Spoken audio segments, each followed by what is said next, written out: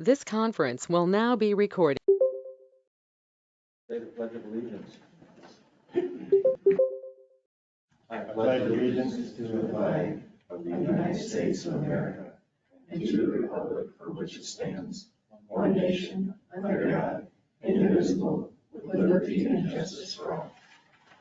Good morning, everybody. This is the Mitchell County Board of Supervisors meeting at the Mitchell County Courthouse. We also have the meeting virtually on GoToMeeting for people. We have an agenda in front of us. Is there a motion to, or has everybody looked at the agenda? Is there any changes? If not, I'll entertain a motion to approve the agenda. You changed the date of the meeting minutes to January 3rd. Okay. So there's a correction. The agenda says January 10th, it needs to be January 3rd. Anything else? Is there a motion? I'll make a motion to approve the minutes. Meyer makes a motion. Is there a second? I'll second that. Anderson seconds. All in favor, say aye. Aye. Aye. Opposed? Motion carries. Approve the minutes of the January 3rd meeting. We're gonna do the claims at 10 o'clock, correct? Yes. Okay, so approve the minutes of the January 3rd meeting. Everybody go over the minutes, any changes, let me know, otherwise I'll accept the motion to approve the minutes. I'll move to approve the minutes. Brian makes a motion, is there a second? I'll second. Arto seconds, any further discussion? Hearing none? Roll call, Todd, Aye. Mark. Aye. Mike. Aye. Sydney. Aye. Jim. Aye. County Attorney General discussion. I did bring over, you guys have to take action or not on the city of Riceville law enforcement situation. The current contract reads that either party can terminate it within 30 days notice. There was some discussion before about extending it for 30 days. What it actually says is it'd be terminated on 30 days notice. So it doesn't need to be extended, but it does need to be terminated. And so depending on what you guys do, I prepared a letter here for you guys to, well, not all of you. I figured it would just be me, sheriff, and chairman and the supervisor sign it. Probably send it by certified mail return receipt. So I got evident proof of when they got it. The way I worded it in the letter, I'm a little cautious. I mean, I don't usually just put 30 days. I don't like technicalities. I don't ever like to mess with technicalities. You know what I mean? I like to slam the door on technicalities so I get on with other things. So I didn't want to put, like, the date of this letter is January 10th. I didn't want to put 30 days from January 10th because then if somebody says, oh, no, wait a minute, we didn't get it till 2 days later. When's the 30 days start running? I think really legally it probably starts running the day of May, but I don't really want to take that chance. So typically what I say in here, 30 days from the date of receipt of this letter. Then I got the certified mail, so I got the proof of that date. And then 30 days, it's done. There isn't any other action to be taken after that. It's done at that point. So I will have to change the letter. I mean, this is probably not that important, but I've got it addressed to the city clerk and the mayor pro tem. And as I understand it, the mayor changed last night, different name. So what I'll probably do is go over, change this address on it, bring it back over, catch up with Jim, catch up with the sheriff, get their signatures on it, send it out. Like I said, I don't want to get ahead of myself, depending on what you guys do. Just so when you do take action, this is more, we're not really extending it. We are sending notice of termination. which in effect gives them the other 30 days they wanted anyway. Anyway, so just word it that way. This week, we're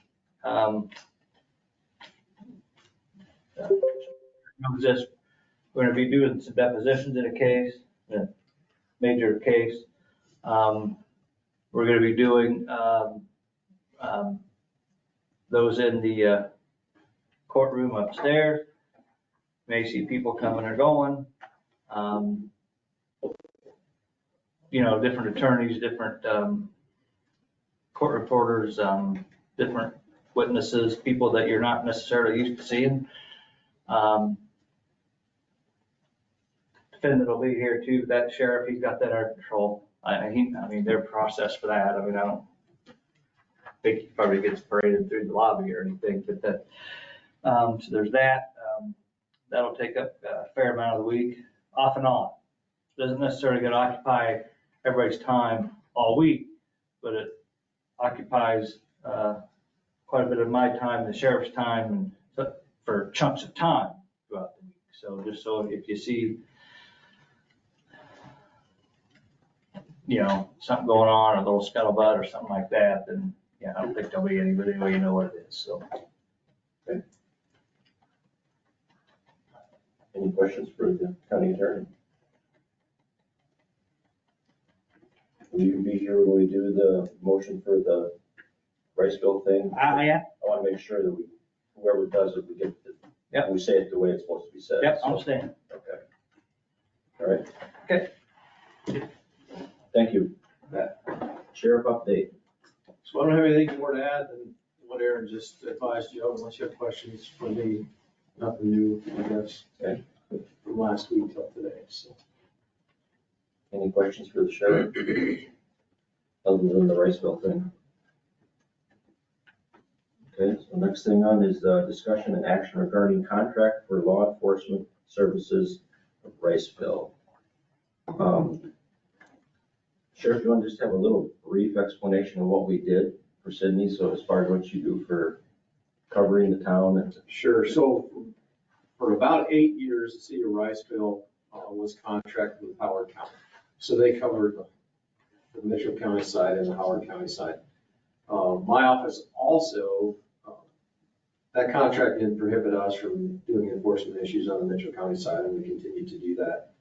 And we will moving forward also as we get over that way. They then recently terminated their contract with Howard County for whatever reason. My suggestion was that they hire their own policeman, and that's the position I've had all along. They did do that, and then difficult work environment, for whatever reason, the policeman said, I'm out of here, I resigned. He was there just a few days.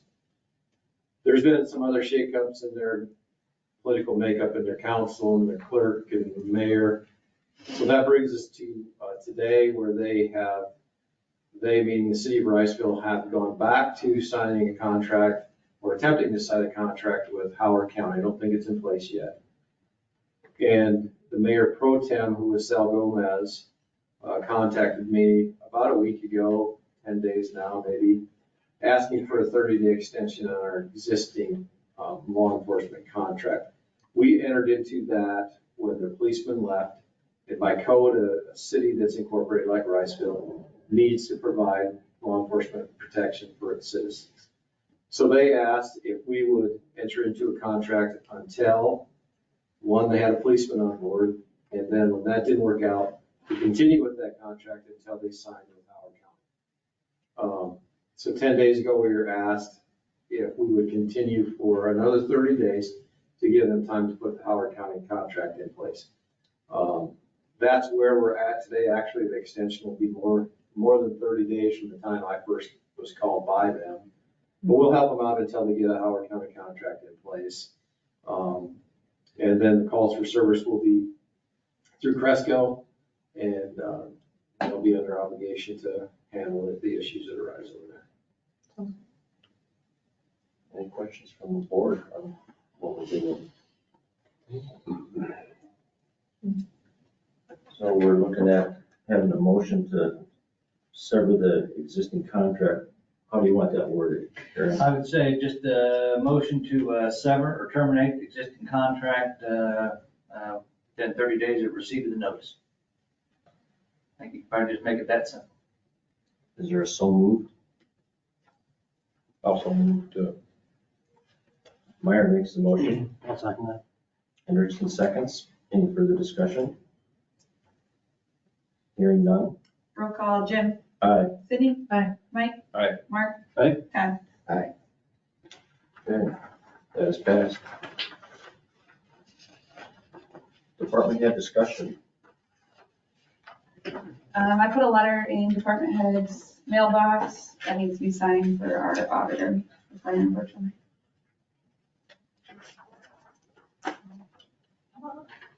And, I have something. yep, you bet. I'll be out of my office, tomorrow and Thursday, because I'll be down in Des Moines for a 2-day training. So you guys won't see me here for the next 2 days, but if you need anything from me today, just let me know. I'll be back on Friday. But just wanted to give you guys that heads up. Okay. Thank you. Rachel, all the department heads are aware of your time clock email? Okay, just want to make sure that nobody is well, I didn't know that, so everybody knows it. They should. Okay, They're their emails. okay, all right, very good. And then I did see.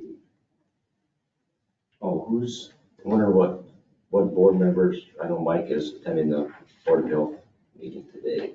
Any other board member? Today? Is it today, the 10th? Or do we have it on the 10th? 10th of February. Okay, I'm off then. I just saw the 10th and, They're always on Fridays. Generally, because Dr. Ross has Okay. Fridays off. then there's not an issue. That's fine. Yeah. It's February 10th is the Board of Health meeting. February 10th, all right. Okay, very good. Thank you, Laura. Okay, anything else for department head discussion? Okay. County engineer update. What I've watched today, just that Title VI update stuff, which we need to do every year when the board chair changes. That's gonna be really important it's gonna be important for us to be in compliance with that if we are going to get that grant money for that bridge. I had a meeting with the consultant that's working with the association to get the grant sent to the feds. So there's a lot of legwork we've got to do to get our information submitted. The grant is supposed to be submitted to the feds in February, so we've got a short amount of time to get a lot of information. So I'm working with our consultant to help get some of that information they need.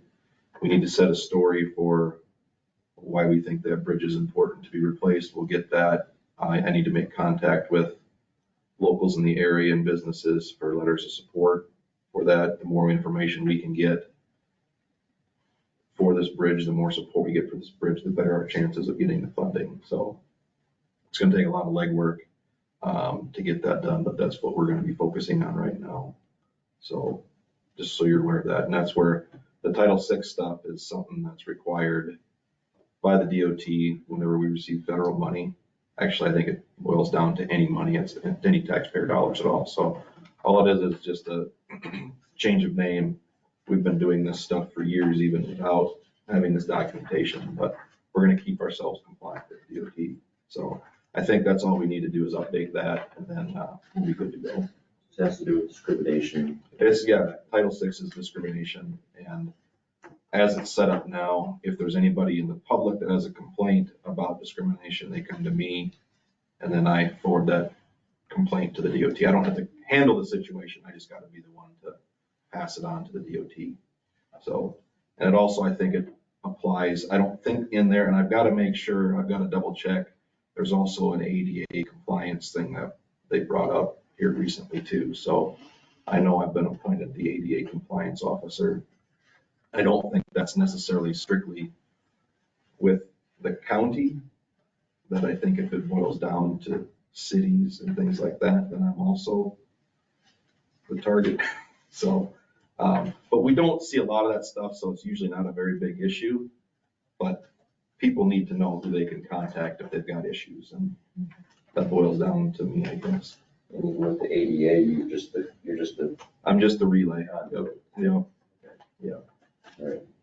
And so far, we've had our review a couple years ago, and we were okay on our review. We had some things to tidy up. I think the one thing we didn't have is we didn't have it posted on our website, who the person was. We didn't have notice. So we've got all that stuff on the website now. We just got to keep our documents current. And I think every few years they come and do an audit on us to make sure.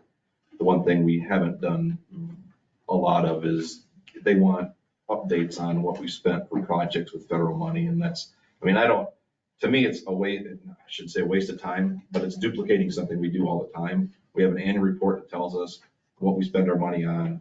We have GASB 34, I think it is, that tells us what we spend our money on. And all that stuff is public information. I don't know why the Title VI people can't look at the same information, but we're okay. We're doing fine.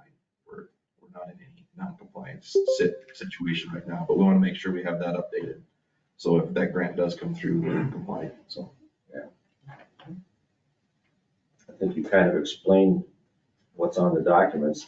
There's a lot in these documents. Do you think there's anything I need to read in this? There are some things though, some of it has to do with transportation, but some of it has to do with anytime, if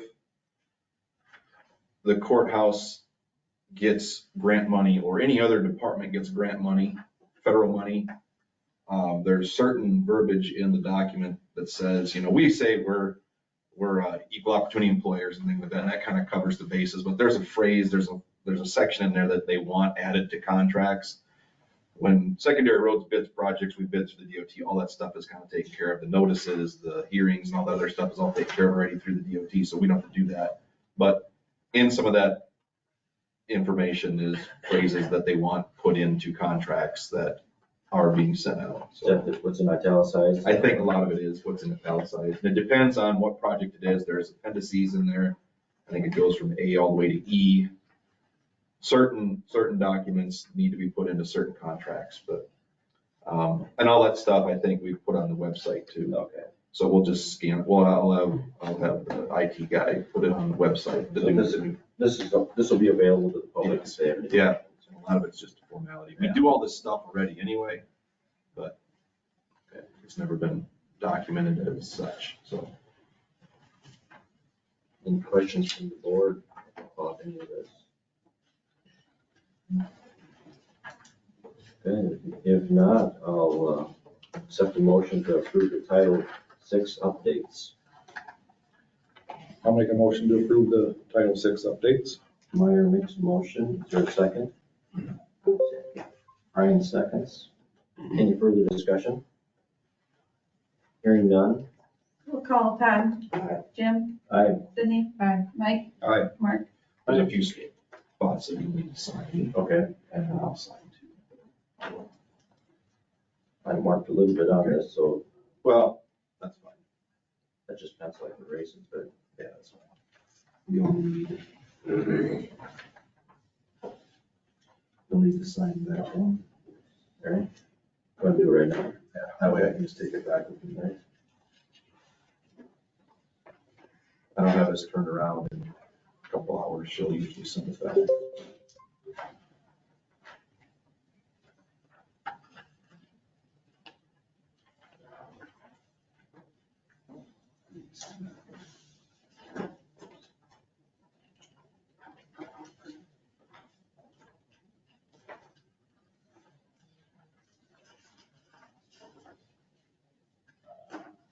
I think that's all. Okay. All right. There was one that I had to print my name too. Was there just that? Well, I think we already printed it with the computer. All right. Was it this one that had printed name? We already had you- I saw it over here. but Oh, that's for the DOT. DOT. Yep. Okay. I think we've got that. Real good. Thank you. That's all I've got for you this morning. Unless you got any questions, we'll get this submitted and get on the website hopefully this week. Any other questions for the engineer? Budget hearings are at 10 and 10:30. Yep. Okay, thank you. Discussion and possible action on Healthy Harvest fiscal year 24 budget request. We have somebody online. We do. Good morning. Good morning. Can you hear me all right? Yes. Perfect. Thank you. My name is Marie Boyd. I'm the Executive Director of Healthy Harvest of North Iowa. I've had the pleasure to speak with most of you, I believe, already. Hi, Sydney. It's nice to meet you. And basically, we wanted to come to you this morning with an update as far as what we've been up to the past year and what we hope to do moving forward with your support. So first off, our organization works to connect and educate in support of the local food system. So that looks a little bit different in each area that we work in, but we do pretty much everything related to local food, from working with our farmers, our producers, our businesses who are either producing or buying local food. We work with our consumers to understand where to access local food at any age, from kids all the way through adults.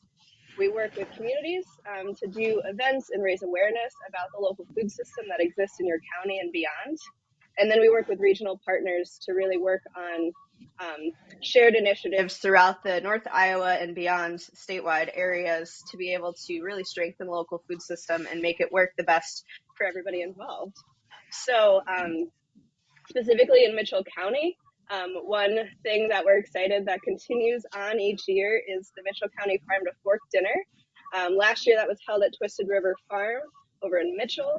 It was a really great event there. And I know that the group hopes to do another one again this year moving forward. So again, a great way to highlight the chef at Taste and piggyback Jessica on being able to partner with them and be able to showcase the different farms that are in the area and really make that obvious connection to those who attend and see that relationship. So that's a really nice event.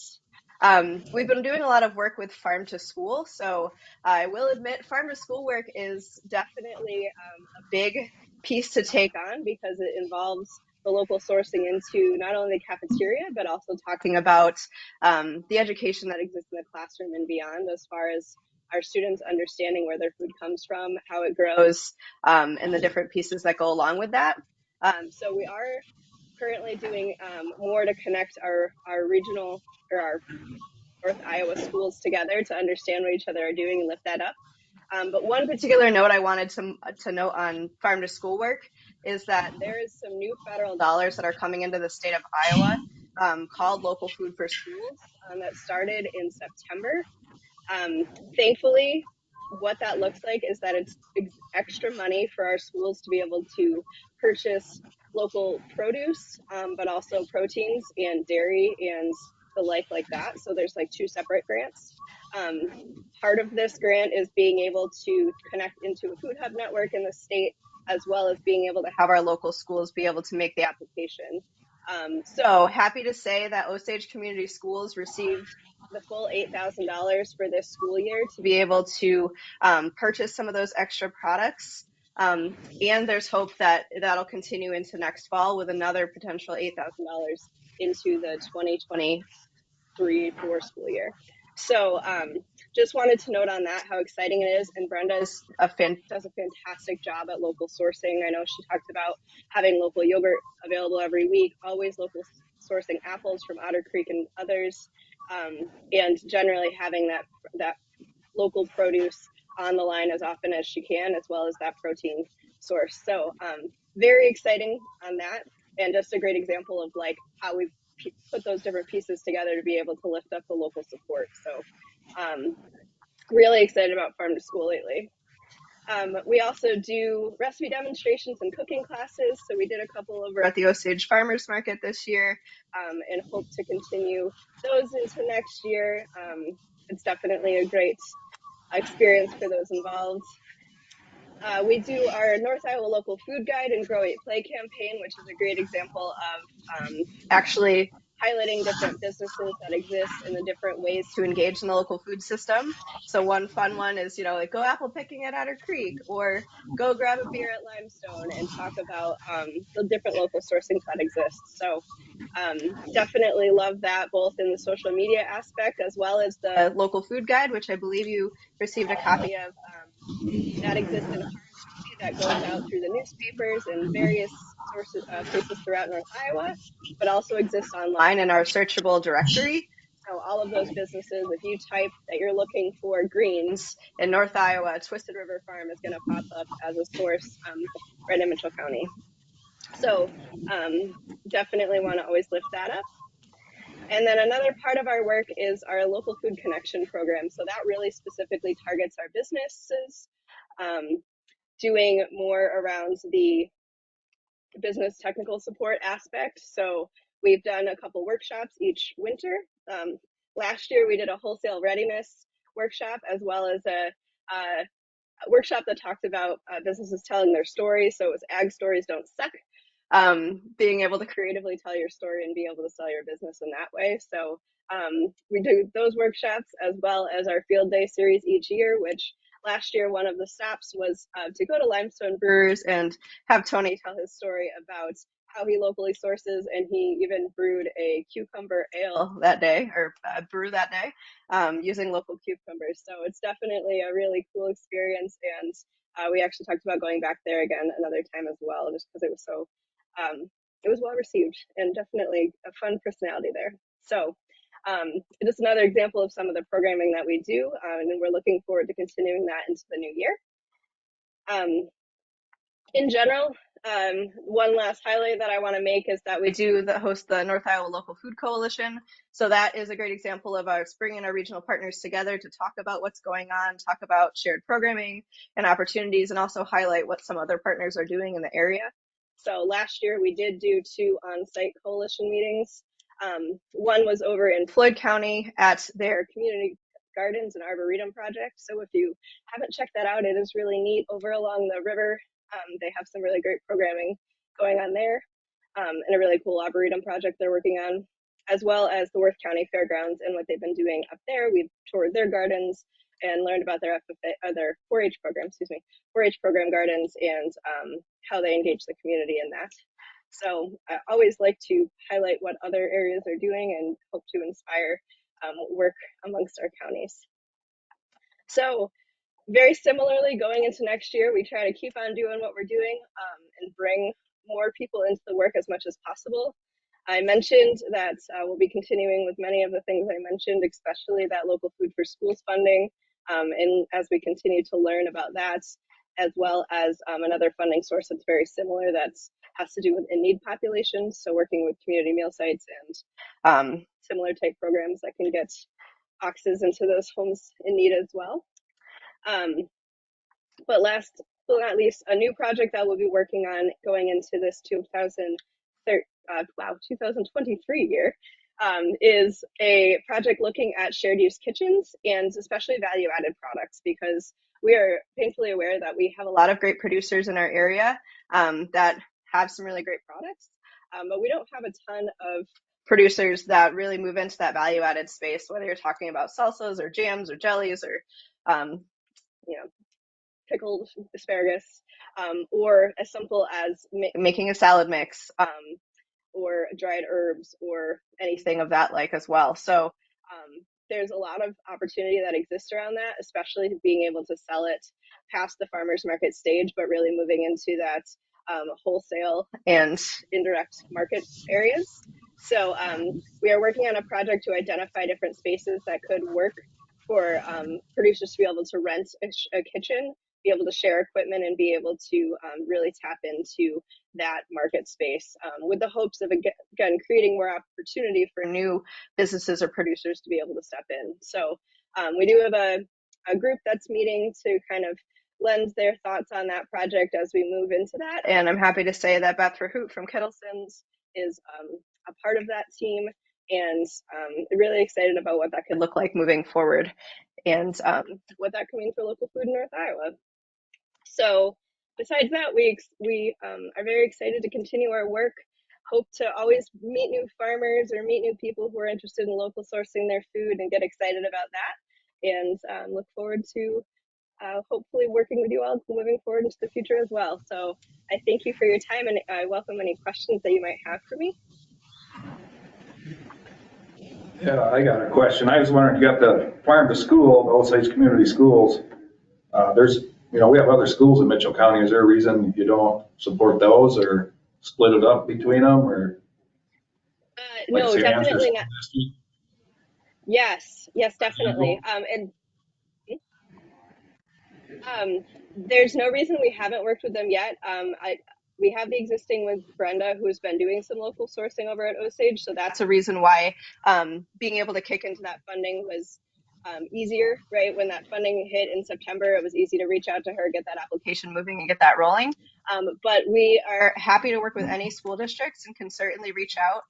Sometimes it's just a capacity issue or an issues issue within the school district itself, because money isn't the only factor at play, right? So sometimes there's some of those limiting factors, but we're definitely open and willing to support any district that's interested. So St. Ansgar, we can certainly reach out to them for sure. Yeah, I'd appreciate it if you would. I mean, because St. Ansgar's part of the county school system too, so. So you will be reaching out or to them, they don't have to contact you, but you will be reaching out, correct? Yep, I just made a note Marie? that, I made a note to reach out to them directly, but certainly if you know of other schools who are interested, they can reach out to us and we can help them get involved as well. So, Yeah, we have Riceville too. Part of the county goes to Riceville School also, so not as much. But Well, I think, there's still. Brenda may be involved with the Riceville, food, cause, Barb Schwaben, and she's the superintendent of both, and I think Brenda may be involved with the Riceville food program over there. I mean, it doesn't say. No, but You want to check on that also, Marie, as far as the Riceville, see what's going on with that? yes, Appreciate that. we'll certainly reach out. Barb, I got that, and Riceville and San Antonio, yes. Yes, because it's definitely a great opportunity that I want to take advantage of. Yes, thank you. I went to the Mitchell Twisted River food thing. It was excellent food. Is the goal to have 100% of everything that you eat at those feeds be homegrown? Is that the goal?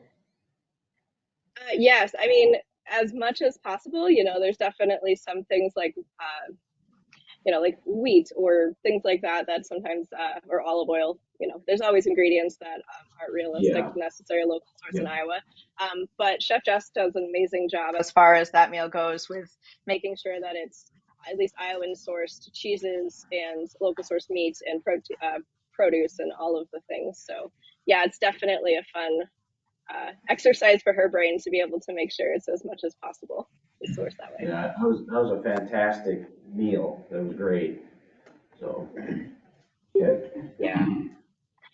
And I mean that thankfully that meal has been going on for quite a bit. So there's and Jess is really great at local sourcing anyway. So it is a great opportunity for new producers to be able to sell through her as well.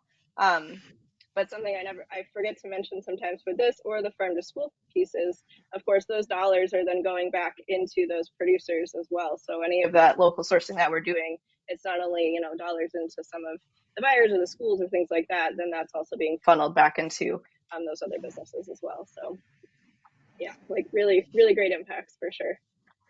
It is a fun time, right? I'm glad you attended. that was really good. Yeah. Any other questions for Marie? I don't hear any further questions. So we do have it down as a motion and a second to approve, and you're requesting $3,100, is that correct? Yep, and that is the same we've requested previously, so no increase. And that's what you requested the last I had down was last 2 years, I believe. I know last year for sure. So Yes, you haven't correct. raised it. So the request is for $3,100. So anybody's interested, I'd accept a motion for that. I'll make a motion to approve the budget request of $3,100 to the Healthy Harvest of North Iowa. Hartzell has made a motion. Is there a second? I'll second. Fran seconds. Any further discussion? Hearing none. Roll call, Mark. Aye. Mike. Aye. Sydney? Aye. Jim? Aye. Todd? Okay, that passed, so in contact with schools, like the request was, we'd appreciate that, so I certainly will, and I thank you for your support. thank you. Thank you for your time. Thanks. Okay, next item. Discussions. If you want to skip to the next one, she's Okay. waiting for Lori to get back. Okay, so we will, the next item, discussion and possible action on start budget request. Hello, everyone. Oh, Hello. I'm Terry Hernan, and I'm one of the new committee members for START. So I've got my notes here in case anyone has any questions. I'll find your answers. I may not know them. Did you get a copy of what it is that we're doing? I just gave a little background because I wasn't sure how familiar everyone is of the START trail that's up at St. Ansgar. It's a mile trail that goes around the school, and it hits the daycare, of the athletic fields, the softball fields, the community garden, and all of that. That was it constructed in 2008. And what we're doing right now is we want to expand that with another mile that goes around the new development that Lindsay Falk is putting in. And there's a copy of it on the second page. It shows that dark black line here is what goes around, and that's the trail. It will continue and connect the other one once all of this work here is done. And then there's even hopes of connecting it to, I've had discussions with the mayor, connecting it to the new park and all that, so that everyone in the subdivision has a good, safe way for the kids to get to the activities and things like that. So it'll be a great way to expand this. If you've ever walked the trail, it is full of trees and benches and athletic equipment. I mean, for doing cardio workouts and all that. They've done a really nice job on it. And that's what we want to see, is just an extension of that. There's a thermometer by the daycare where the trailhead starts, and it's showing where we are. The estimate for this that we got from the engineering firm that is doing the Rock Ridge addition is it's $360,000. We're kind of hoping that that's not going to be the actual final estimate. We're assuming, without any engineering background on it, that it'd be closer to 300,000. And we are there's a thermometer there at the head of the trail, and we're about halfway there. So we've been working on this for a while. We are continuing. We're hoping to get a grant, the REAP grant, and it was recommended that we get a professional to write that up. So we will be spending $1,500 on that. And they had first asked me to come to the board to see if you would help with that $1,500. And then the expectation is that probably come back and ask for more support. And I see, why don't we just do that all at once? It's the beginning of the year. We know this is happening. We're well on our goal. The board did support us with $20,000 back in 2008.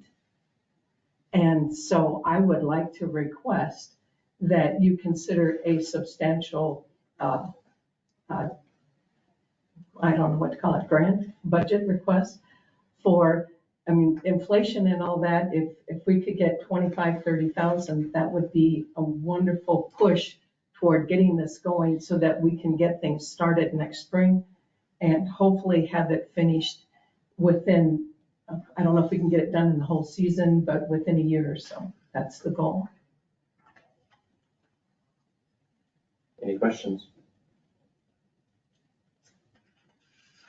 So you're looking at private funding, and then Oh, yeah. you have that. And is there gonna be any city funding involved with that? I don't know for sure how that part is going. I think that they've talked to the mayor about it, but I don't know what's come up with that. I know letters have gone out to businesses, and that's where a lot of the 150,000 that's already come from.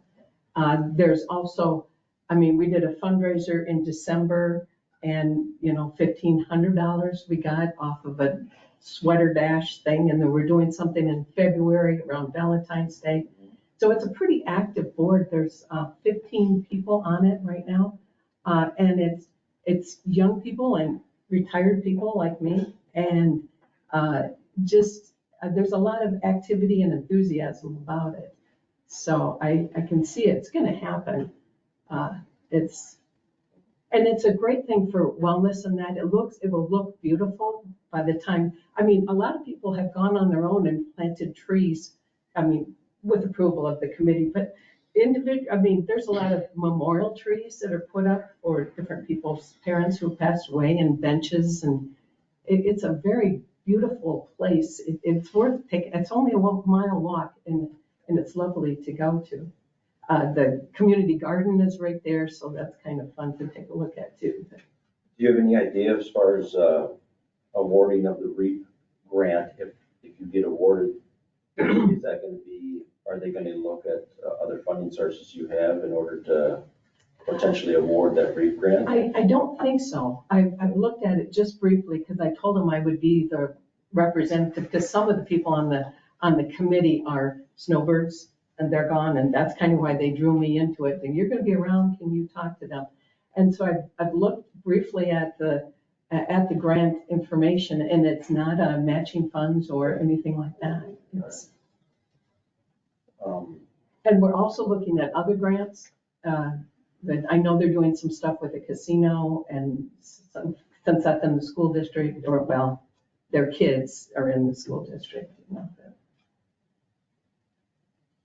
I have more thoughts, but I want everybody to have just talk Yeah. to. So you're about halfway now with your Yeah, funding? we're about halfway. At least that's what we're assuming. We haven't done any more engineering work on it because we could get that free. But, we'll have to move along in that area. And there'll be a lot more grading work. That's kind of why the reason, I don't remember how much the first trail was, someone told me, but this is significantly more, but there's a lot more groundwork that needs to be done on this part of the trail. Mayor, we're on the Transportation Policy Board, TAP funds. I don't know if TAP funds, I didn't come up with this as being a mile of new. Mhm. I back calculated as far as the TAP squares. funds are good funds for trails, but we don't have large enough projects to satisfy the committee. That's what I was As wondering. you well know. I came up We've with talked about a about half this a mile before. here, what it was, so. The city will have involvement in the trail. At this point, we do the care and upkeep on the existing part of the trail. This trail is going to be on private property completely, so that will have to be somehow put into the city. If the city's going to come and take care of the trail, remove the snow, mow alongside it, whatever, that's what the city does. As you well know, taking tax money to do private ventures like this, there's not too many ways you can capture that money for things like this. But there are other things that we do in kind sort of things. We also have a large amount of money going into the city park this year. Hopefully at some point in time, the city will be able to tie that trail into past South Square and up to North Square and City Park. We've talked about connecting the towns of Mitchell together at some point in time. Hopefully that could tie in. That's what It's a thing that takes a long time. Jim and I have been talking about this. We need to make plans if we're going to extend trails in Mitchell County and get them to come together and consolidate our communities. But that takes time. It takes plans before you can even apply for federal money. I just wonder if somehow there's an LMI component to the Rock Ridge thing. Mm-hmm. And I wonder if that is possible to take some of that money. I don't know, but. There probably is a way if it somehow touches where that LMI was created, that sort of thing. I'm not an expert on that either, Yeah. but That's that just a is thought. part of the element. This is a wellness thing. Are there funds associated with any of the COVID money that is wellness? Is that something that can be? That's pretty much committed. We have about 7,000 that's not committed, otherwise it's all committed. The city's COVID money is all. Oh, the city's, it is committed. What's that? Yours is committed? Your ARPA money is committed, is that what you're saying? Yes, it's all Okay. committed. And that's for future expansion of that area. As that development grows, we're gonna have to put in a gravity outfall line to our sewer, which is somewhere around $500,000. So that has been dedicated to a lot of that, which was proper thing to do with that money towards infrastructure. Well, I have some thoughts on as far as the writing of the grant, $1,500. Mhm. We have enough money in hotel motel tax to cover that easily. I mean, so we could cover that. If the board wanted to cover the cost for the grant. Personally, at this time, I'm hesitant at committing towards the project because I'd like to have a little more information as far as where all the funding sources are coming from, where you're getting all your money.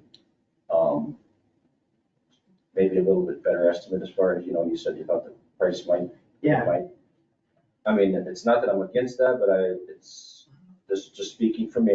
This isn't the board speaking, this is just my thoughts. Mhm. I have thought too, most of this trail is on private property, correct? Yeah. See, that's a thing too, if we're donating towards private property, it's. Yeah, no, there'd be an easement, of course, for it, and so then, and it would certainly be open to public use. It's not like it would be only the people in the division that can use this. And there's a lot of people, I mean, the trail we have is great, but it's small.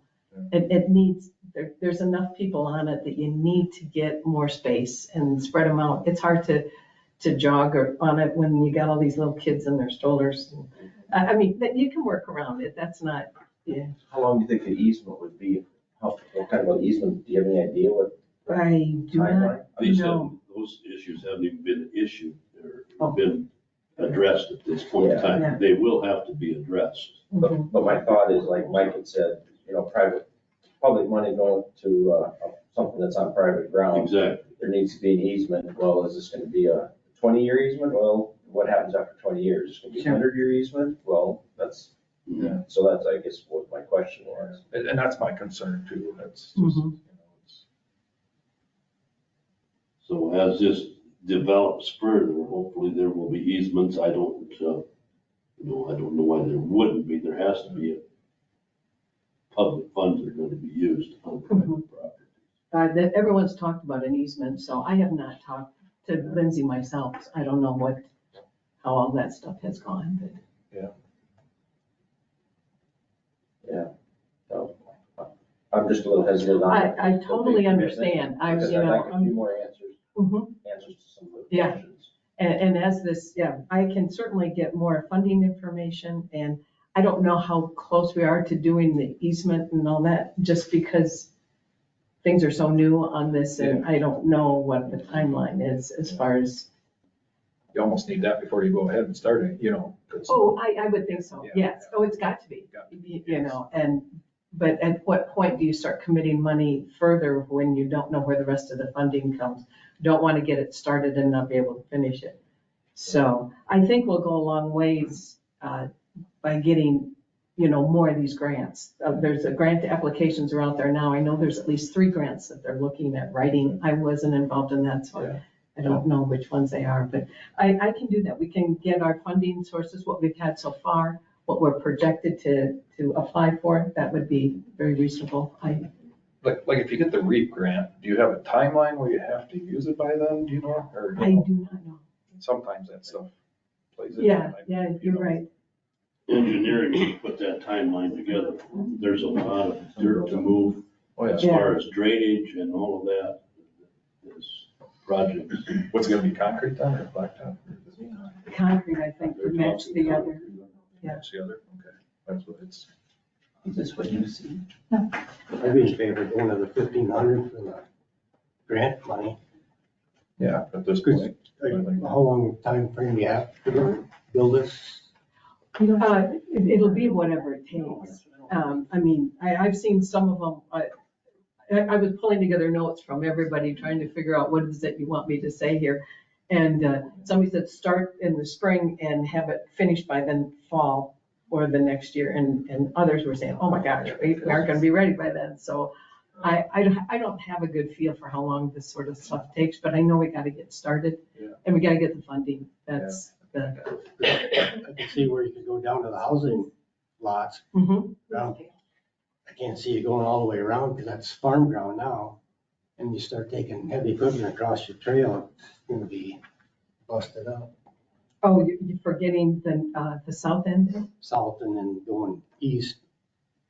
That's all undeveloped area. Yeah. Nothing has been done there or engineered there yet. No, but they're farming that yet. Yeah. And you lay cement down there and if the digger operator's like my wife, it's gonna be torn up. When we did the Wapsie Trail, like I designed the Wapsie Trail, and so up by McIntyre, there's areas that had farming operations that went across them, and we increased the thickness of the concrete that went through those areas just specifically for that, so, I mean, that could be done. And that's gonna up your cost quite a bit. It probably will, yes. So, And then, once that all gets developed to the south, you wouldn't need it that thick. yeah, it wouldn't be the whole thing, but I want to apologize because Sydney saw something and we got looking at, go ahead and say that. So I pulled up the GoTo app on my computer just to see what it looked like. I didn't do it last week. And the chat came up and apparently Jim couldn't see it. And Gail is talking on here. Oh, yeah. So she said the START trail has an approved and an easement from the school and Lindsay Falk already. And Pat, I don't know how to say that, Rurick has been the creator of the easements. And she said, we have succeeded in at least 8 to 9 grants already. And fall 2023 is the timeline. Is that correct? Yeah, that's was the ideal, yeah. Okay, so we got in the chat. Oh, good. And so when I was confused here, I'm sorry, was there a motion that I missed or, okay? Because I know we were talking and I Sorry, guys. missed something, I didn't know. Mark just mentioned that, given the 1,500 of the motel tax to pay for the grant, right? Was it a motion or we're just discussion? Just discussion. Okay, all right. I have a question. Is that, the hotel motel tax historically has been towards community events, 500 per community. Is that gonna change, encumber that money? I was thinking it was for tourism. Yeah, I mean, tourism. And historically it is, but historically the track of that has been $500 for community events, like Oatmeal Day, Wapsie Days, Okay. The communities requested it. So I was just wondering if we're encumbering that money, are we going to be able to continue to fund the community events that we have in the past? I could be wrong, but when we funded some of that recently since I've been here, I thought it just came out of our general fund when we did a community. That's what event. hotel motel tax is It already just triggered to the hotel tax. Hotel motel is received as general fund revenue. It's just that we usually say that that's earmarked for that. So it could be other general fund. Your hotel motel doesn't have its own fund necessarily. It's received as county revenue. It's a 99. Right. So 0-100 is the fund, the first 5 of the fund. It's received 0-1,000, which is just general fund. It's received that way, but historically we've always said we earmarked it that way. So I just want to make sure that we're not shorting other communities by using 1,500. I mean, we have money in the 99 department, but that's how we kind of always, it was in the past said is that money is theoretically earmarked for those events. But you can use the fund any way you want to. I just want to make sure we're not going to say in the future, well, unfortunately, we spent all the hotel motel tax. We're at 125% of the amount that we budget for it. So. For revenue.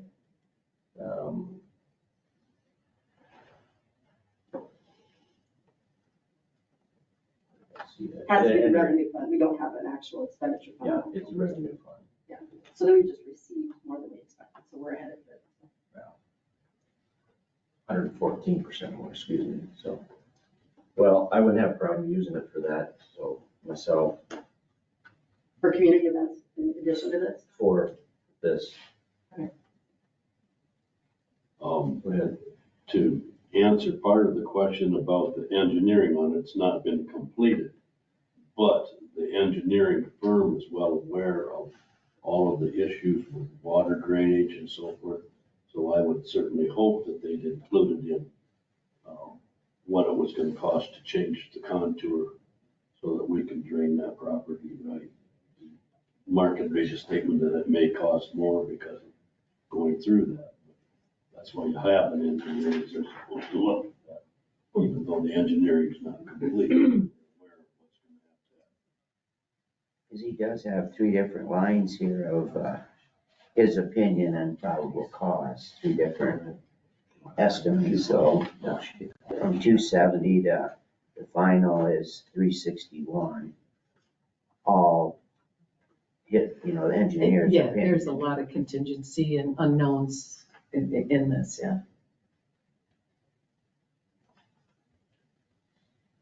So what's the rest of the board feel as far as the funding of the grant, where we take the money to pay for the grant, if we want to do that? Additional funding? I mean, I said a lot, but what do you people think? I'm okay with getting them that 1,500 to get that, keep moving forward on that grant. We're doing budgets right now, so maybe we should hold off on what the total would be. That's just me right That now. motion? Hotel motel tax. Yeah. I'll second that. Okay, so we have a motion to fund the $1,500 request to write the grant for the START committee. I'm trying to word the motion so we know what we just motioned. There was a motion on the table to fund a $1,500 grant for the START committee on a potential trail in St. Ansgar. Brian made the motion, Hendrickson seconded the motion. Is there any further discussion? Yeah, well, this is to write the grant. Write the grant. Yeah, not for the grant, just to write. Write the grant, that's correct, yes. It's not a grant. That was the motion. How are you doing? I'm fine. Okay. Was it coming out of hotel motel tax? I just want to clarify, it's not hotel motel, it's just general fund. General. Okay, Yeah, just general fund. So reword all so if we just say general fund, then we decide, just say we'll take it out of hotel motel, I mean, No, like, there is no hotel motel. Like, there's a line item hotel motel, and that's all there is. To receipt in hotel motel, and then it goes to general fund, and it's in the general fund. There's no We tracking it earmark unless you put it in a separate fund. We just earmark the revenues theoretically before, it's just a tally on I the see. side. It's not like local option where you have the fund. I see. Yeah. So my motion should say that. General fund. Just to Okay. fund it. You don't have to say what fund. Yeah, we It's just a general did it. fund. Okay. Yep. I was not aware of that. Okay, I thought that we had something specifically out of that for purposes. Only as some of them. Okay, so we have a motion and we have a second. Any further discussion? Hearing none. Roll call, Todd. Aye. Cindy. Aye. Mike. Aye. Mark. Aye. Jim. Aye.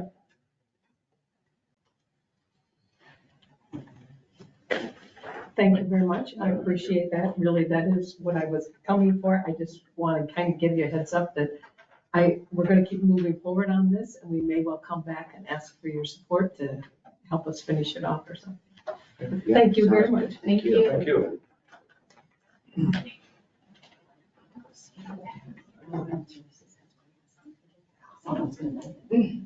Okay, Jail says, thank you. This grant will help with kids and adults of all ages and enjoy the trail. Thank you very much. You're welcome. Thank you. Shannon, you were up. Apologizing. No. I'm a little bit behind up here. You're good. All right. Discussion and Wellness possible action on Okay. wellness wellness contract. contract. Number 8. So as you know, we participate in wellness through ISAC, Blue Cross Blue Shield, and every year we have to approve, you have to approve that you want to participate in the program. It's an incentive. Studies have shown that wellness makes people evaluate what their healthy habits are or are not and try to change it, which therefore it gets them to go to the doctor, and that hopefully will find things earlier, and then that would hopefully decrease our insurance costs, is the whole preface behind wellness. So this year, we got the notification, we saved $45,612.30 last year based on our 5% discount on the insurance premiums. That's on the employee contracts and the retired employees and the family contracts, so everyone benefits. This year, it's changed a little bit. There are no pillars. All they have to do is the wellness assessment, and they have to evaluate because we have a new EAP, which is the Employee Assistance Plan, where they can do online counseling for problems. They can also do person-to-person counseling. They're switching that program. So to get everybody informed of the new program and how to use it, there's like a 5-minute video they have to watch. And then you get a voucher for a Fitbit. And then starting February 1st, for every day that you walk 10,000 steps on the Fitbit, you get $1. So that's the main thing that they're doing this year. And then there's a couple other, of course, we have to do the physical to get our points. So I'm here with a contract that we have to sign that says we are willing to participate in wellness. We receive a stipend of $30 per employee for the wellness program. Last year, I think it's going down to $20 because they had to pay for the Fitbit somehow. And then we have to meet, the committee has to meet 4 times a year. And there has to be a board of supervisors represented on the committee. So, and I thought, I know we're talking about the insurance and stuff. If we sign the contract and keep ISACs, well, then no problem. I went through the whole scenario with Rachel. The only time is if we don't sign the contract and we don't make any changes in our insurance, then we aren't able to benefit from the wellness incentive. So I don't think there's any negative to signing the contract if we change avenues in the future. So I'd like to request the board chair sign the contract. Any questions? Any questions for Shannon? If not, I'll entertain a motion to accept the wellness contract. I'll make a motion to accept the wellness contract. Meyer makes a motion. Is there a second? I'll second that. Anderson seconds. Any further discussion? Hearing none. Roll call, Jim? Aye. Mark? Aye. Mike? Aye. Sydney? Aye. Todd? Sorry, I was trying to write a long word and I. Rebel over there. 4 letters. What's that? 4 letters. Mark, are you the representative for wellness again? Yep. Okay, so then I have to send in a list of the members. Oh, that's all you need from me? That's all I need for you. Right. I'll make So a copy and everybody get it gets straight. If you do, everybody gets a Fitbit then, is that? You You, have to do it personally. Huh? You have to do it personally. You have to do it, go on and do your wellness assessment. So you log into the portal and the screen is really small. I have a picture of it I can send you. The first one is do your wellness assessment. You do that where you answer the questions or whatever. The second one is to just watch that video about the EAP, and it says right on the top, if you do those 2 things, then you're eligible for the Fitbit. Day or 2 later, you get an email from Molly Hill from ISAC that says, here's your link for your Fitbit. Click on the link, put in your name, address, and I did this on Thursday, and I had my Fitbit yesterday. So the sooner you do it, the more quickly you'll get this, and then you are ready to, I'm trying to see if I can get down up to 10,000 steps a day. And then starting February 1st, you can start tallying those dollars a day, up to 200 and they can get $242 for walking, and it's per day. So every day starts over. If you get 20,000 busy day, they said if you get a busy day and you have 20,000 steps, it's just for that day. Does the Fitbit report back to them? Then you have to go in and link it to the wellness website, and you get $5 for linking a device. Okay. They're really trying to get us to do a lot of walking, which I did watch an online Nova show online the other night about how much walking and how your body, if you're sedentary, your body kind of slows down your metabolism and stuff because your oxygen's depleted and stuff. And the more you walk, the more you encourage metabolism and your body, it just affects your whole body so much. So So it connects with any Wi-Fi and stuff, or how does that? Bluetooth to your phone. Bluetooth to your phone, okay. All right. And then you link I'm this, new to this. yeah, you link this to the ISAC website, and then every so often, they say at least monthly upload, because it stores data, and then it just dumps it to ISAC's website. Either points then in October, when they settle with us, or November, they don't get the money then, so. Okay. And if it's yours to keep, you don't have to return it. It's your personal item once you get it, so. Thank you. Thank you. It's $80. So 3 is 5 or 3, so it's not bad. All right. Just put it on your paint shaker. Yeah. Okay, put it on pink shaker. Approved master matrix. Oh. We have, every year we have to do this. Have to have a resolution to approve the construction evaluation resolution. I copied as far as all the counties in the state that do it. There's just a few that don't. Pass that around. I will read this. Resolution 1149-22, construction evaluation resolution. Whereas Iowa Code Section 459.304, parent 3 sets out the procedure if a board of supervisors wishes to adopt a construction evaluation resolution relating to the construction of a confinement feeding operation structure. And whereas only counties that have adopted a construction evaluation resolution can submit to the Department of Natural Resources an adopted recommendation to approve or disapprove a construction permit application regarding a proposed confinement feeding operation structure. And whereas only counties that have adopted a construction evaluation resolution and submitted an adopted recommendation may contest the DNR's decision regarding a specific application. And whereas by adopting a construction evaluation resolution, the Board of Supervisors agrees to evaluate every construction permit application for a proposed confinement feeding operation structure received by the Board of Supervisors between February 1st, 2023 and January 31st, 2024, and submitted an adoption recommendation regarding that application to the DNR. And whereas the Board of Supervisors must conduct an evaluation of every construction permit application using the master matrix created in Iowa Code Section 459.305, but the board's recommendation to the DNR may be based on the final score of the master matrix or may be based on reasons other than the final score on the master matrix. Now therefore be it resolved by the Board of Supervisors of Mitchell County that the Board of Supervisors hereby adopts this construction evaluation resolution pursuant to Iowa Code Section 459.304, parent 3. And it should be 1149-23, not 22. Resolution number. Oh, okay, it has 22 on here. I know. I wrote it down. All right. So it is a correction, it's 1149-23. Make a motion to adopt the resolution 1149-23. Hendrickson has made a motion. Is there a second? I'll second. Brian seconds it. Any further discussion? Hearing none.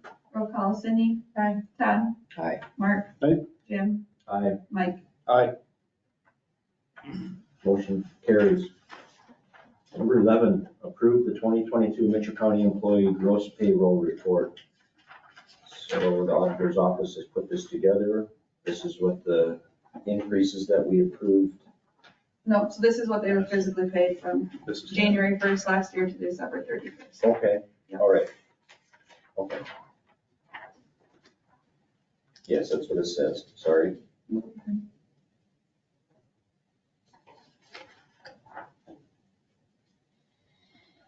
So whenever somebody wants to make a motion, I will accept that.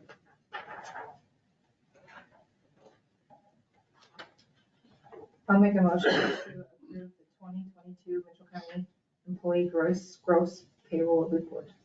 Arthur has made a motion. Is there a second? I'll second it. 30 seconds. Any further discussion? Hearing none. Roll call, Mike. Aye. Jim. Aye. Mark. Aye. Todd. Aye. Cindy. Aye. Number Number 12, approved auditor's quarterly report. Total amount paid to county treasurer is $1,259.19.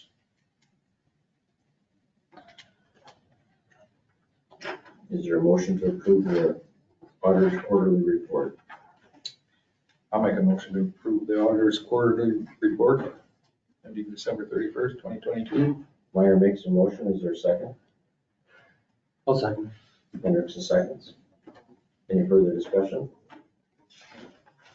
Hearing none. Roll call, Mike. Aye. Sydney. Aye. Todd. Aye. Mark. Aye. Jim. Aye. Discussion and possible action on foster grandparents program funding request. So we have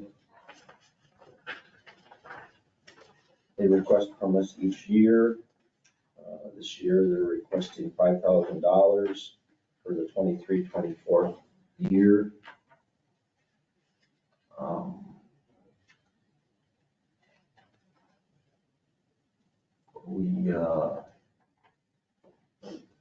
You know, that's what we gave them last year. No, last year they requested 5 and we gave them 3. So, I just know we take advantage of it here in Osage. And I'm not sure how the other two schools, I know, that's why I brought it up with the other one. You know? Like here it's Lincoln Elementary and have it here. the daycare in Osage. I know they have people that read. I don't know if it's through this or not. I'm not for sure. You know, I feel these places should support the whole county, not just Osage, you know, I mean. And it could be something that Osage Schools is the one that takes advantage too. I don't know. Well, yeah. Yeah, do we know the? I don't know. I just know that for Osage, most of, I think all of our grandparents come in and ask to work. You Yes. know, and They want help, something to do. yeah, so They love their kids. it isn't like we go out, I know we don't. I just know that we have parents that are, and grandparents that just come and ask if what can we do, and then we put them under this, to read and help them, and Mike, you want to check with the other schools? and I see could, what- or I could call her, I mean, she says again. That's what, as I was saying, you want to check with the other schools and then you can check Okay. with her and Yeah. coordinate it. And if nothing else, she can come and talk with us too. Yeah, Just have a timeline on it? It's more or less just what we need to put in the budget on our end. Before budget gets finalized. Okay. Okay. So we'll just Table? table it for a week and you can get some information, I'll Mike. try to, yep, If she wants to chat with us, okay, she can come with, or come personally or virtually and we can ask some questions too for next week if she wants. and maybe the other schools don't want to partake in it, you know, I don't know the story, but. Well, the other schools are not significantly smaller, but they are smaller. And Osage, maybe they don't necessarily need grandparent program. Yeah, I guess I'll ask. We'll get some information. Very good. Good. Then we can motion to table. Yeah, we probably do need a motion. Is there a motion to table it for a week? Okay, I'll make that motion to table it for a week till we Myers get some made a motion information. to table it. I'll second that. Hendrickson seconds. Further discussion? Hearing none. Roll call, Jim. Aye. Mark. Aye. Todd. I, Sydney. Aye. Mike. All right, Thank you, Lance, for making me aware that needs to be a motion. Thank you. Discussion and possible action on crisis intervention service funding request. This is another one. They're requesting $500. This is what they requested last year also. I believe even further back, yeah, the last couple of years. So we've awarded them $500 for, I have a record of 3 years, so.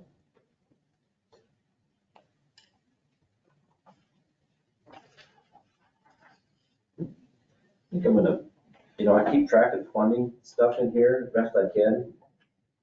I think I'm gonna keep track as far as when they come and talk with us, because I think it's good sometimes they actually sit down and visit with us too. Maybe not every year, but. I think the A came last year, and then you guys have said every other year. Okay, so these people did come last year. Both of these two. Both of them did, okay. I remember that, now that you say that, yeah. Okay. Looks like they provided crisis service for 38 Mitchell County households in the past year, so.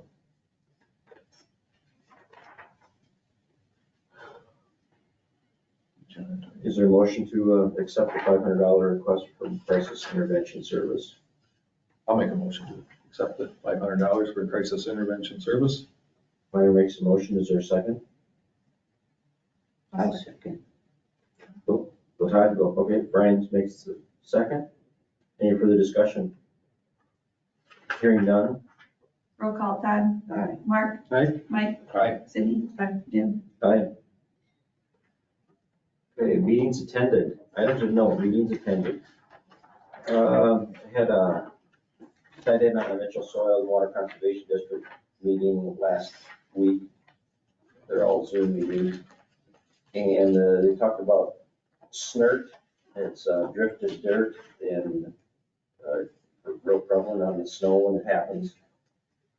And one of the biggest resolutions for that is no-till or cover crops, seems to reduce it dramatically.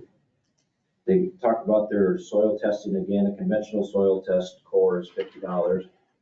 The Haney soil test core, which is a lot more in-depth, is $125. And they were given a farm, 45 acres, I believe it is, if I remember right.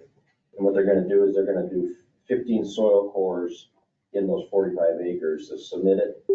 The recommendations will be returned, and then they're gonna be using this as a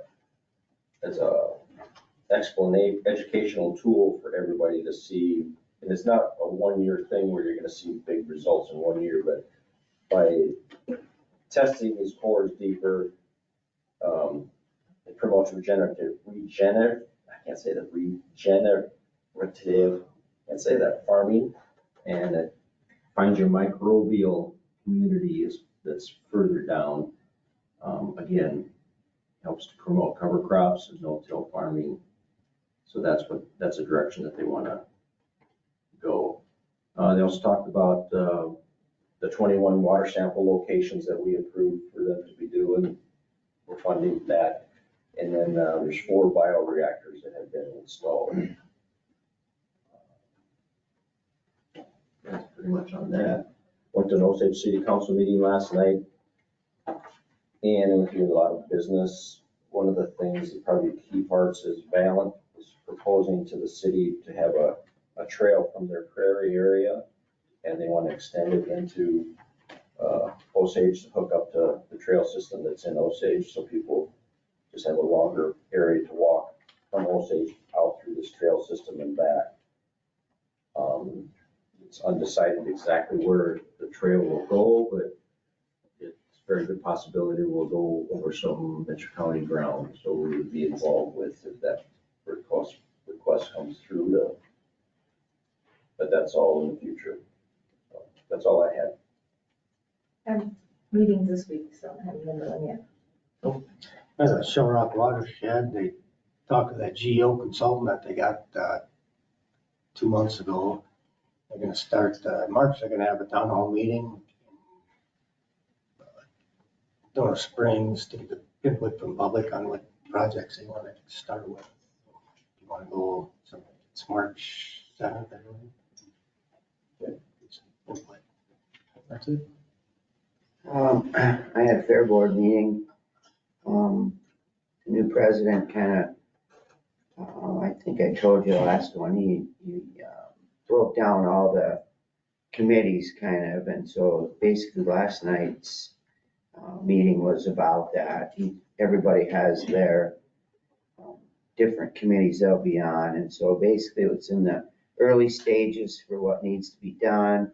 Contact vendors, sponsors, supplies, advertisements, projects to do, when the weather's permitting here come spring.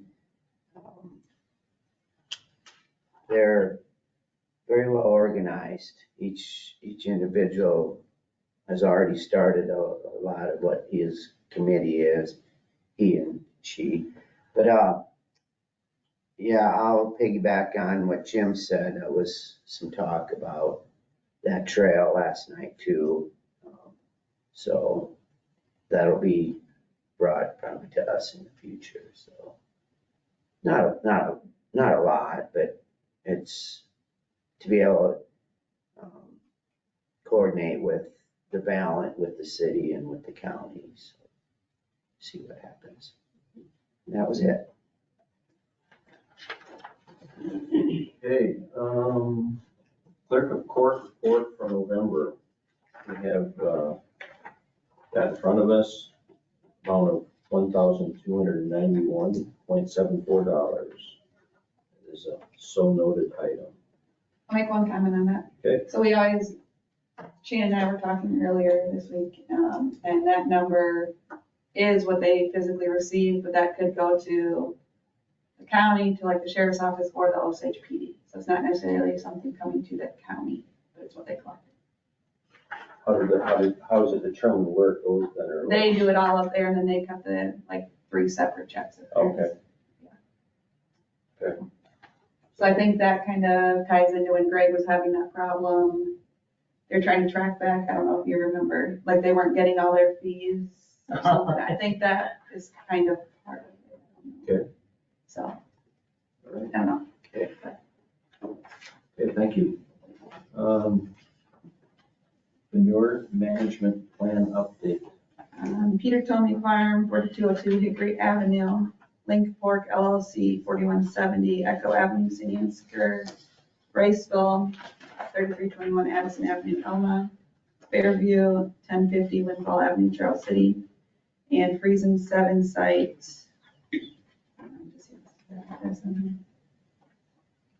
I don't see his address.